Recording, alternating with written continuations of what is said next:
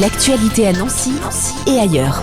Un test de QI gratuit pour les meilleurs élèves en philo et les lauréats des conservatoires, c'est l'initiative originale de Mensa Lorraine, avec plusieurs sessions organisées jusqu'à octobre. Pour nous en parler, nous accueillons en studio Stéphane Bernard, bonjour. Bonjour.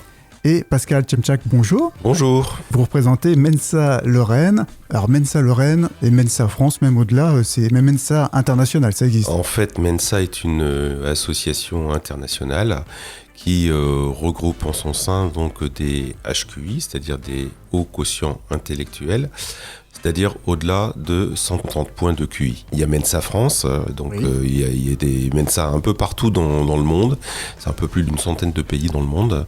Ça fait 140 000 membres au niveau international. En France, on est à 4 500 membres. En France, ensuite, c'est divisé en régions. Et donc, au niveau de la Lorraine, donc, on s'occupe des hauts quotients intellectuels de Nancy, en tout cas ceux qui appartiennent à l'association Mensa, et aussi de Metz, voilà, et puis aussi les Vosges, quoi. Je veux dire, c'est la Lorraine un petit peu élargie, et c'est environ 190 membres inscrits, une centaine qui sont vraiment actifs, voilà. Et quand on est membre d'une association telle que Mensa, qu'est-ce qu'on fait ? Comment vous vous rencontrez ? Mensa, c'est un petit peu l'auberge espagnole, c'est-à-dire que chacun est libre de pouvoir amener ce qu'il a envie d'amener, c'est-à-dire ses préoccupations, ses passions, ses envies de parler tout simplement.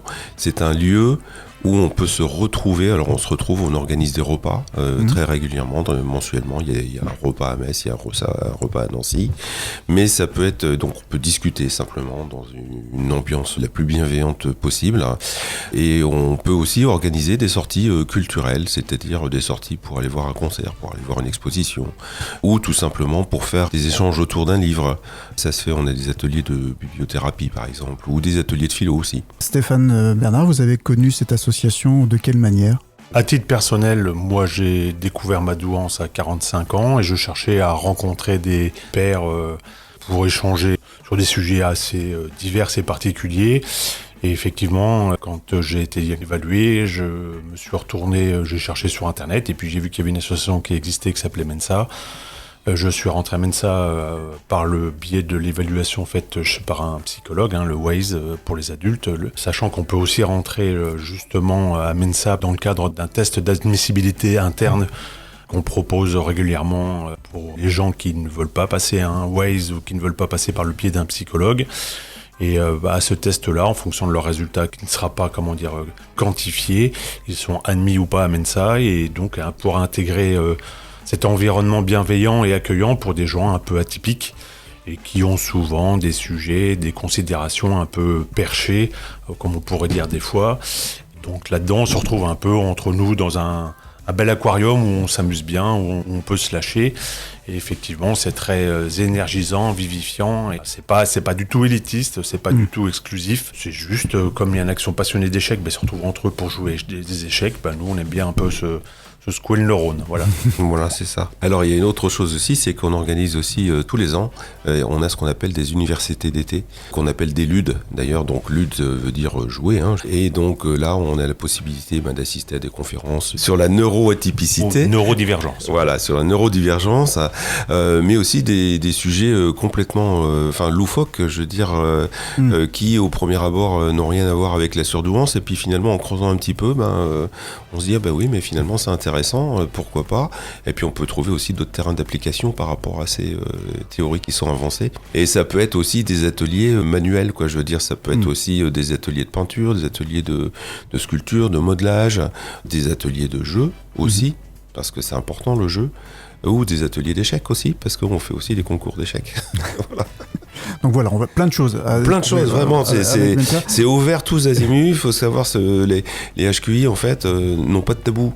Voilà, donc tous les domaines sont forcément intéressants. Dans votre actualité avec Mensa, il y a le bac est passé. Voilà, le bac est passé, c'est ça. Et vous proposez à certains qui ont passé ce bac et qui ont eu des bons résultats dans 2 domaines particuliers. Je vais les citer. C'est pour les élèves ayant eu 18 et plus à l'épreuve de philosophie. Exactement. Et pour celles et ceux qui ont eu un premier prix dans une discipline enseignée par les conservatoires nationaux de musique. Alors pourquoi cette catégorie-là particulièrement ?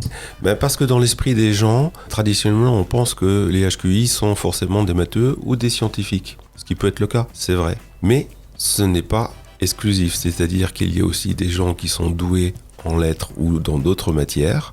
Et c'est pour ça qu'on a pris, cette matière emblématique qui est la philo, et qui sont aussi HQI. Et donc, c'est bien de leur offrir la possibilité de pouvoir être dépistés, on va dire dépistés, même si je n'aime pas le mot dépisté parce que ça fait un petit peu maladie, mais diagnostiqué, même ça fait encore maladie, mais bon, voilà, on n'a pas d'autres termes, désolé. Et aussi les gens qui font de la musique ou de l'art, parce que les HPI, une des caractéristiques des HPI, c'est de faire preuve d'une créativité pas sans borne, mais vraiment débordante. Voilà. Et il se trouve qu'il y a énormément de musiciens qui sont HQI. On peut en citer quelques-uns, mais il y en a des très grands compositeurs. On sait aujourd'hui qu'ils étaient forcément HQI. On va citer Bach, on va citer Mozart. Il y en a plein d'autres. Ravel aussi. Voilà. Il y a aussi dans ce domaine-là une pépinière de HPI qui s'ignore. Et c'est important de le savoir assez tôt. Alors, pour Stéphane, vous me disiez que c'était à partir de 45 ans que... Moi, à titre personnel, c'était effectivement... Je l'ai découvert à 45 ans. Maintenant, les évaluations peuvent se faire dès l'âge... Alors, dans le cadre médical, sous le biais d'un neuropsychologue ou un psychologue ou un pédopsychiatre, peuvent se faire sur des tests psychométriques à l'âge de 5 ans. Aujourd'hui, on arrive à évaluer le haut potentiel, la douance ou le haut potentiel intellectuel assez tôt dans le cadre d'un environnement médical spécialisé ou avec des experts. Voilà. Maintenant, dans le cadre de Mensa, le test, donc là, c'est entre guillemets, c'est la voie scientifique officielle médicale. Et après, comme je le précisais tout à l'heure, il y a la voie de nos tests d'admissibilité à nous, qui sont globalement basés sur le même type d'évaluation au niveau de méthode et des procédures, mais à Mensa, on n'intègre que des gens, les tests ne sont acceptables que pour des gens qui ont plus de 18 ans. On est en train de réfléchir à la possibilité de les passer à partir de 16 ans. Voilà. D'accord. Après, c'est un test, c'est comme un sudoku, c'est pas forcément... Mais c'est moi qui allais les faire passer, justement. C'est moi qui les fais passer, je les organise. Donc, il y a un process bien particulier qui nécessite un peu une formation et un encadrement bien particulier. Pourquoi ? Parce qu'on veut que dans toutes les régions de France, les gens soient soumis aux mêmes conditions de passage de test, que ce soit uniformisé et standardisé, pour qu'il n'y ait pas de biais de sélection ou de recrutement. Et donc, il y a un protocole assez, académique et froid. Il y a 3 épreuves qui durent 2 fois 10 minutes et 1 fois 7 minutes. Voilà, ça se passe dans une ambiance cool. Voilà, on va pas non plus passer le bac ou on passe pas la guillotine, hein, c'est une indication, voilà. Et puis une fois que vous avez passé le test, on a une psychologue au niveau national qui corrige les tests et qui permettent de vous dire si vous êtes admis ou pas. Voilà, il n'y a pas de chiffrage, on vous dira pas vous êtes à 130 ou à 140 avec tel type de caractéristiques. On vous dira si vous êtes admis ou pas. Voilà, c'est un peu un différentiel. Après, l'important pour les gens, c'est de se retrouver avec des pairs, avec des gens il y a un effet miroir où ils sentent un peu plus entre des gens qui phosphorent, c'est pas plus ni moins davantage ou de compétences ou d'intelligence, c'est juste une manière de penser, une structuration de pensée. Mieux se comprendre aussi. Mieux se comprendre et se retrouver avec des gens qui vous ressemblent un peu. Donc c'est vrai que quand on représente 2 à 3% de la population, c'est vrai que des fois on peut avoir un sentiment un peu de solitude ou d'isolement et de se retrouver entre pairs.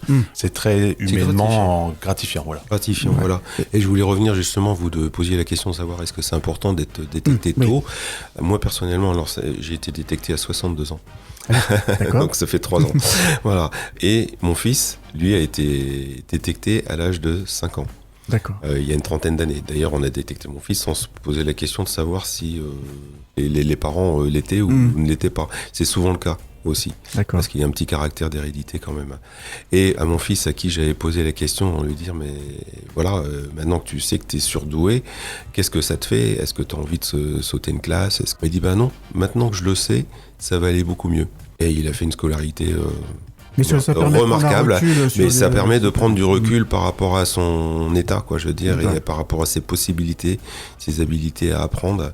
Voilà, du coup, on n'est plus surpris, on sait qu'on est atypique, on essaie de faire avec, et puis ensuite, il y a évidemment l'accompagnement des parents. Bien sûr. Ça, c'est primordial. Tout à fait. Ces tests, il va y en avoir un en juillet, c'était le 22 juillet, un autre le 6 septembre, un autre le 11 octobre. Ça se passe où et comment il faut s'inscrire? Les gens, s'ils veulent s'inscrire, peuvent aller soit sur le site de Mensa Lorraine ou Mensa France, où les dates sont proposées. Donc les dates, je les cale globalement. Il y a un test tous les 6 à 8 semaines. Pour l'instant, ça se base sur Nancy, au siège de l'APF 54, l'Association des paralysés de France, rue MacMahon. Tous les éléments, l'inscription, de toute façon, tous les éléments sont bien précisés. Moi, je ne programme pas des tests jusqu'à Mathusalem, mais enfin là, il y aura une lisibilité déjà jusqu'au mois d'octobre, et puis après, je recadrerai des séances assez régulières pour pouvoir permettre aux gens d'accéder facilement aux tests. Et après, il faut venir cool, tranquille, voilà. Pas de pression. Pas de pression. Pas de pression. Non, mais je veux dire, voilà, il ne faut pas se prendre la tête. Après, effectivement, il faut organiser ça, il faut louer des salles, il faut s'organiser un peu. Donc, il peut y avoir, dans le cadre de l'offre des plus de 18 sur 20 en philo ou du premier prix de conservatoire, là, il y a une offre de gratuité, un peu exceptionnelle. Mais pour le reste, il y a une petite charge financière qui est demandée aux gens pour couvrir nos charges d'organisation. Puis aussi pour éviter ce qu'on appelle les no-shows, ça veut dire les gens qui s'inscrivent et qui ne se présentent pas. Bon, ça c'est un peu comme partout, mais voilà. Donc globalement, c'est très facile, très accessible. Voilà, faut le faire pour soi. Il n'y a pas de compétition, il n'y a pas de quête d'excellence. C'est juste pour soi, et puis on réussit tant mieux, on réussit pas, tant mieux aussi, c'est parce pas que grave. c'est pas grave, on a aussi le droit de le repasser.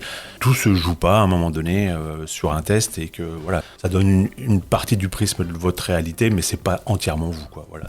Donc pas de pression. Pas de pression. Voilà, ce sera le dernier mot peut-être. C'est le dernier mot, Ouais, voilà. pas de pression, voilà. Pas de pression.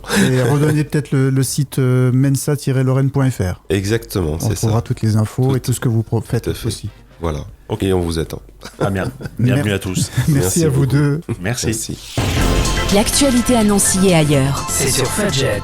Pour y participer, contactez-nous au 03 83 35 22 62.